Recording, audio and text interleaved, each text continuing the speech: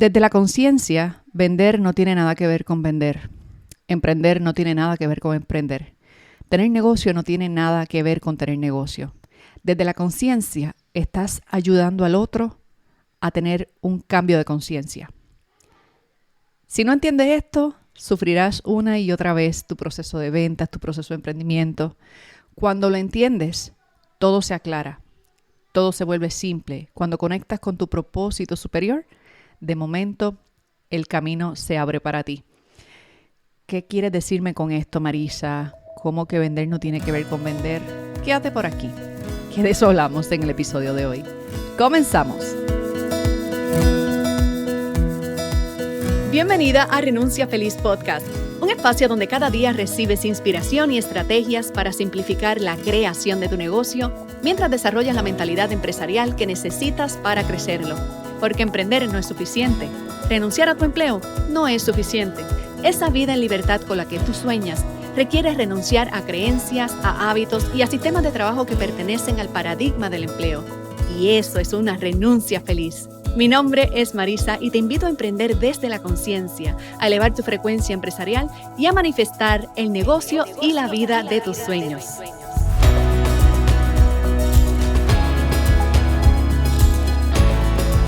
Saludos y bienvenida a tu podcast favorito. Marisa por aquí te saluda en la mañana del viernes de manifestación, que también es casualmente Viernes Santo para los que celebran la Semana Santa. De hecho, este tema de hoy es una especie de reflexión, de consenso, de validación que he llevado en silencio en mi mente, en mi cabeza, también en mi corazón. Después de haber visto la serie de Moisés, en caso que no la hayas visto, acaba de salir recientemente en Netflix, no sé hasta cuándo vaya a estar, una serie de 3 episodios, que es una especie de docu-series, de serie documentada, donde reseñan la historia de Moisés desde la perspectiva hebrea, judía, ¿verdad? Desde distintas perspectivas.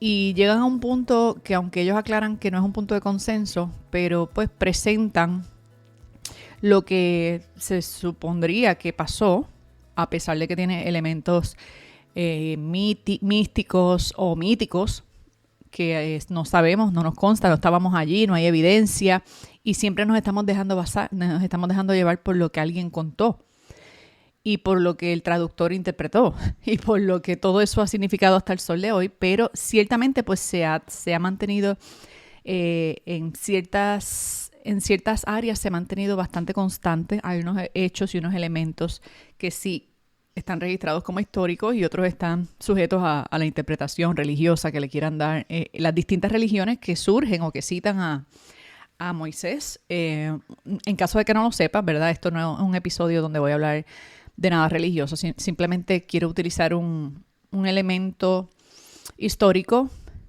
que a lo mejor estamos más abiertos a reflexionarlo por tratarse de que estamos en Semana Santa. Y da igual si crees o no crees, si eres de fe cristiana o eres de fe budista o eres de fe islam, o si no tienes ninguna fe, si eres atea o ateo. Lo que voy a hablarte no es de religión, voy a hablarte un poco como de liderazgo, de visión, de propósito. Y más que todo lo que me llama la atención es que en el caso de después de ver la serie y a lo largo de la reflexión de la historia, me queda, ¿verdad? Me obliga a revisitar otras historias de otros líderes. En el caso particular de Moisés, en caso que no lo sepas, bueno, pues su historia básicamente, y perdóname si me salto algún detalle, no soy historiadora ni pretendo serlo, pero básicamente estamos hablando del año, bueno, exactamente el año, no sé, el siglo XIV antes de Cristo. Y estamos hablando de que este joven es rescatado, no sé si conoces la historia, en Egipto. El faraón, temiendo a que se levantara un líder y formara una revolución, mandó a matar a todos los primogénitos que tuvieran, no sé, menos de tal edad, no recuerdo si eran menos de 2 años o que fueran recién nacidos, los mandó a matar. Y estas parteras que estaban ayudando a estas mujeres a dar a luz, pues tuvieron un acto de rebeldía en contra de la orden del faraón. y echaron a este niño y probablemente a otros niños, pero en el caso de Moisés lo echaron en una canasta y lo tiraron al río Nilo para ver si era rescatado por alguna, no sé, alguien del palacio o alguna otra persona que se apiadara. Y pues cuenta la leyenda que la hermana de Moisés iba siguiendo esa canasta mientras iba flotando y un poco buscó la forma de llamar la atención de la princesa, la hija del faraón, que estaba en aquel momento pasando un duelo de haber perdido un bebé. Y en medio de ese duelo, ella, la hermanita, hace un ruido y captura la atención de esta princesa en el agua, y cuando ve que hay un bebé en la canasta, pues su instinto maternal y de pérdida, de haber perdido su otro embarazo, su otro bebé, pues entonces ella rescata a este niño, que es hebreo, para que entiendas un poco el contexto. En Egipto, en esta época, los hebreos eran esclavos. Es decir, imagínate en Puerto Rico, pues este era un hijo de africanos, por decirlo así, ¿verdad? O en alguna de las Antillas o de los lugares donde hubo esclavitud, pues piensa, la nacionalidad de los esclavos era tal, pues en esta época de la historia los hebreos eran esclavos del faraón y eran los que construían todos estos edificios y las pirámides y todo esto. Bueno, el asunto es que ella decide rescatarlo a pesar de ser hebreo y lo adopta y pues le ponen el nombre de Moisés y ella lo cría como si fuera un niño de la realeza, pero Moisés crece con una crisis de identidad porque físicamente no se parece a los egipcios. Un poco, pues sí, era un secreto a voces que este fue el niño rescatado, pero era un secreto que le guardaban las nodrizas a la princesa. No todo el mundo sabía que ella había perdido este bebé y pues pasó a parecer que este era su verdadero hijo. Y él fue criado en la nobleza, en la realeza. Era un príncipe desde esa perspectiva porque era hijo de la princesa, y así que cuando el hermano de la princesa fue faraón, que fue el sucesor, el rango de Moisés dentro del palacio era un rango de autoridad. Y algo él sintió cuando él veía que azotaban o maltrataban a sus compatriotas sin él saber aún que era hebreo. Él veía cómo azotaban y maltrataban a los suyos, y en un acto de rebeldía también agarró una piedra y le cayó arriba a un maltratante que estaba azotando a un esclavo y lo mató. Del coraje lo mató, y él un poco por querer sobrevivir de saber que iban a acusarlo por crimen de homicidio, escapó, huyó, se terminó yendo en el desierto y por allá caminó y llegó a otro pueblo, a otra tribu llamada Gosén. Gosén es de donde él era. Él llegó a otra tribu que se llamaba, no me acuerdo el nombre. Se mete a esta tribu, eventualmente entra a trabajar como una persona así, disfrazado, se mete a trabajar la tierra, se convierte en pastor de ovejas. Nadie sabe que él es el hijo de la princesa de Egipto. Él se hace pasar por otra persona, por un campesino. Simplemente ayuda allí a un señor que tiene una hija, se termina casando con la hija, y esta es la esposa de Moisés y tiene sus hijos. El asunto es que en medio de todo este proceso de él tener una crisis de identidad, de huir por un crimen que cometió, refugiarse en un pueblo vecino, en medio de toda esta soledad y de todo este silencio y de esta crisis de identidad, él empieza a percibir que en la cima de la montaña, pues hay una luz. Él ve una luz que le llama la atención, que hace esa luz allá arriba, y le dicen que allá arriba no hay ninguna luz.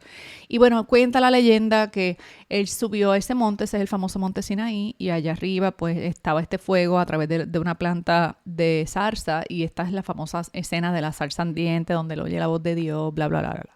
Eso es lo que cuenta la leyenda. El asunto es que cuando él entiende que la interpretación de lo que él vio y lo que él escuchó era que él tenía que regresar a Egipto y sacar a su pueblo esclavo de allí. O sea, él fue una especie de libertador. Y parecía una locura, él no sabía cómo hacerlo, carecía de las destrezas, de los recursos, no tenía caballos, no tenía ejércitos, no tenía nada, simplemente recibió ese llamado. Y un poco por esa línea estuvo en negación, no lo quería hacer, y pues lo que muestra la serie es como que su esposa influyó mucho en decirle, pues pues tú sabes qué es lo que vas a hacer. Si vamos a ir, vamos a hacerlo ya. Y deciden cruzar el desierto de regreso, van y se esconden dentro de Egipto con algunos amigos y familiares. Hay otros detalles en ese encuentro, ¿verdad? Él conoce a uno de sus hermanos de nacimiento y le validan la historia de que sí, él fue el hijo de esta mujer que abandonaron en el río, pero que su mamá terminó yendo al palacio a lactarlo como nodriza. Y bueno, cuento corto, a lo que voy. Moisés tenía que primero ganarse el favor del faraón, que el faraón le diera algún tipo de permiso para supuestamente sacar al pueblo a adorar a su Dios al desierto, hacerle una ofrenda, un sacrificio, un ritual. Y el faraón no quería porque el faraón entendía que esto podía ser el inicio de una rebelión. Y en medio de esta historia vienen las plagas, whatever. El asunto es que cuando él está ya a punto de lograr su misión de que le permitan llevar al pueblo supuestamente al desierto y ahí planificar la fuga, una de las cosas que a mí me llamó mucho la atención fue, número uno, cuando él entendió que su misión no tenía nada que ver con él y que venía de un propósito superior, de un llamado superior, cómo su camino se fue abriendo. Y esa voz, ese llamado, lo que le decía era, muéstrales el camino como tú llegaste de allá para acá, muéstrales, hay una forma de salir de ahí. Entonces, cuando él está en su misión de sacar al pueblo y de organizarlos para escapar de noche, trae a la conciencia que las personas que están ahí no se van a querer ir porque en su vida de esclavos, con su identidad de esclavo, no tienen ni la posibilidad de imaginarse una vida diferente, un resultado diferente en la vida. No se pueden imaginar tal cosa como la tierra prometida que él hablaba. ¿Qué es eso? ¿Y de qué tú me estás hablando? Déjame aquí. Aquí me maltratan, pero tengo comida. Aquí me siento preso, no soy libre, pero pues tengo un techo. ¿A qué te suena esto? ¿Cuál es para ti el equivalente a Egipto, a la esclavitud? ¿Dónde es que te sientes supuestamente seguro? A lo mejor es tu techo de tu empleo, a lo mejor es tu techo de tu salario, a lo mejor es tu techo de tu situación de comfort zone donde te encuentras en tu vida en este momento.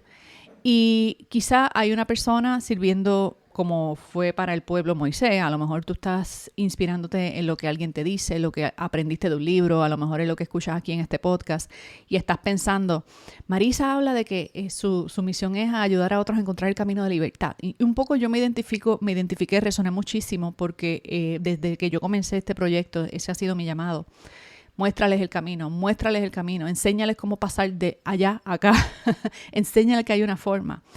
Claro que yo sé que hay que trabajar con la mentalidad, claro que yo sé que hay que trabajar con las creencias, con la identidad de haber sido empleado o la identidad que te sostiene donde estás, de haber sido quizá no un empleado, a lo mejor eres una freelancer, pero no quieres seguir siendo freelancer toda tu vida y quieres tener una forma de vida distinta, no lo sé, donde estás hoy no lo sé. A lo mejor ya eres empresaria, pero no estás viviendo en libertad. Es una cárcel mental. Y hay una buena parte de la serie donde le dedican a este tema, donde están hablando de que la cárcel más grande, la esclavitud más grande que tenía el pueblo era su mentalidad. No se creían capaces de cruzar el desierto, no se creían capaces de valerse por sí mismos, no se creían capaces de vivir sin la opresión de su esclavizador, del faraón y de la autoridad egipcia. Y en gran medida para ayudarlos a tener fe y a lograr hacer esta transición de su estado actual como esclavos a su estado futuro que no podían entenderlo. O sea, ellos no lo podían entender porque en su imaginación la libertad no existía, vamos a ponerlo así. Lo que podía parecer libertad para Moisés y otra vida para Moisés, que ya había vivido en el palacio, que ya había pertenecido a la realeza, que ya sabía lo que había fuera de los límites del palacio, ya se había ido al campo, ya había sido campesino, ya había hecho su vida al otro lado. Para Moisés era fácil visualizarlo porque él lo había vivido, pero no lograba transmitírselo al pueblo. Y para ayudarlos a pasar del punto A al punto B, el trabajo principal que hizo fue hablarles de esa tierra prometida y ayudarlos a imaginarlo y ayudarlos a visualizarlo y entender que había una promesa al otro lado. ¿A qué te suena esto? Yo sé que tú sabes. Yo sé que me estás oyendo y estás como que, anda pa'l cara, Marisa, te pasaste otra vez. Lo mismo. tu transición, representa tu propia transición y representa, ¿sabes qué? La transición a la que tú ayudas a tu cliente ideal. Tu cliente ideal está hoy en Egipto, está hoy de esclavo, está hoy preso, hoy está prisionero, pero eso es lo que conoce como vida. Eso es lo que conoce como la situación actual. Llámese que tu cliente está hoy en sobrepeso, o tu cliente está hoy con un negocio que no da resultados, o tu cliente tiene hoy una casa revuelta, o tu cliente tiene hoy... ¿Cuál es la situación hoy que representaría el equivalente a esa esclavitud de Egipto? ¿Y cuál es la tierra prometida para tu proyecto de negocio? O sea, ¿qué es lo que tú le prometes al otro lado del charco? Entiende que tu cliente no puede imaginarse la tierra prometida porque no la ha vivido nunca. No se puede imaginar la transformación, no se puede imaginar la libertad porque es que ha vivido toda la vida o lleva demasiado tiempo en su situación, hago comillas al aire, de esclavitud, en su problema actual. Y esa esclavitud tú como líder, como empresaria o empresario la ves, pero él o ella no lo ve. Y tu trabajo, cuando yo te digo, entiende el dolor de tu cliente ideal, entiende el problema y hazle consciente lo que se está perdiendo al otro lado, que entienda lo que hay al otro lado y gánate su confianza, logrando que desde su mentalidad tenga un cambio de conciencia. En el momento en que el pueblo tuvo un cambio de conciencia, pasaron al otro lado.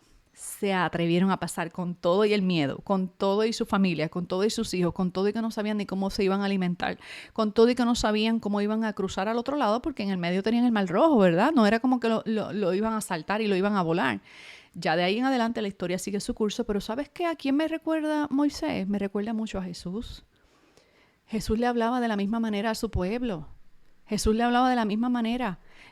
Moisés le hablaba de la tierra prometida, Jesús le hablaba del reino de los cielos, o le hablaba de la vida eterna, o le hablaba de otros conceptos que a nivel terrenal su pueblo pobre, sin educación, no podía procesar. ¿Cómo se iban a imaginar una vida eterna? ¿Cómo se iban a imaginar el reino? ¿Cómo se iban a imaginar la eternidad? No podían, porque dentro de su cabeza lo que conocían era la pobreza, la carencia, el dolor. Y la forma en que, en el caso de Jesús, llevó su propio mensaje fue siguiendo el mismo método. Desde aquí, ¿verdad? Desde el lugar donde estamos, te hablo de dónde estás al otro lado. Y esa fue la forma en que logró llevar su mensaje, y un mensaje que ha trascendido los siglos y los milenios hasta el sol de hoy, tergiversado por temas culturales, temas históricos, guerras, etcétera, pero en esencia es el mismo mensaje. Y yo quiero, ¿verdad?, traer a tu atención que se trata de ayudar al otro a tener un despertar de conciencia, una toma de conciencia, que se dé cuenta, que se haga consciente de dónde está, porque si no sabe dónde está, no va a tener ningún deseo de salir de ahí. Que se haga consciente de dónde está, de su dolor, y que se haga consciente que porque no vea el resultado como algo visible, existe al otro lado. Y ese es tu trabajo con lo que tú haces a través del mensaje que comunica tu negocio, a través del mensaje que compartes con tus contenidos, a través de lo que compartes a la hora de diseñar un producto, de diseñar un servicio. Yo sé que estoy tratando de unir dos mundos, difícil de procesar quizá, pero he tratado de traer esto de la forma más básica, más plain, más simple para que lo entiendas. Cuando entiendes que tu verdadero propósito es ayudar al otro a tener un trascender de conciencia, un despertar de conciencia, una transformación del paso A al paso B, manifestar es simple. Cuando te enfocas en vender y que te den el dinero, vas a sufrir, lo vas a pasar difícil. No es que no vas a lograrlo, pero se te va a complicar. En cambio, cuando pones toda tu atención en ayudarlos a tener un despertar de conciencia, una toma de conciencia y un entendimiento de que sí es posible ir del paso A al paso B, cuando ellos lo entiendan, cuando ellos lo acepten, entonces es que la venta no tiene ni que pasar. Van a querer ir. Así que cierro esa reflexión por aquí. Muéstrales el camino. Si no has visto la serie, te invito a verla, búscala en Netflix. Se llama así, Moses, algo, no sé el título completo. Te voy a dejar el enlace a Netflix aquí en las notas del episodio. Mira la serie, escucha el episodio y escríbeme en privado, dime qué te pareció esta reflexión. Si fue valiosa para ti, sácala un screenshot, súbela a tus historias de Instagram y taguéame como @renunciafeliz. Que tengas un lindo fin de Semana Santa. Me despido por hoy. Hasta la próxima. Bye bye.